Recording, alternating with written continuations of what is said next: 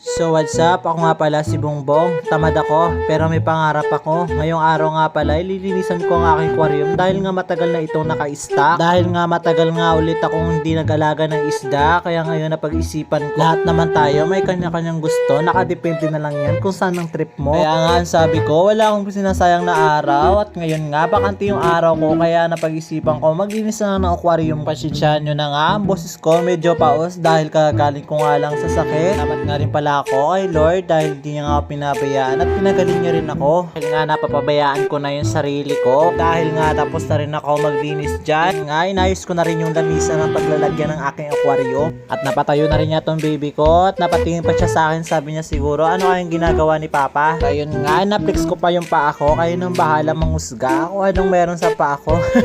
Na rin nga ako nagpaligoy-ligoy pa at kumuha nga agad ako ng jacket. Nga mainit sa labas at proteksyon na rin nga yun para hindi ako mangitim. Huy! Pilipinas ka nakatira, kaya nakaugalian mo na talagang mag-jacket kahit sobrang init. Iisip ko nga time na yan na baka mahulog yung cellphone dahil nga bago pa lang ako mag-vlog, wala pa akong stand ng cellphone. Baka naman, huy! Kaya kung saan-saan ko lang to sinasandal ang cellphone. Kami mong salita, bumili ka na nga ng isda.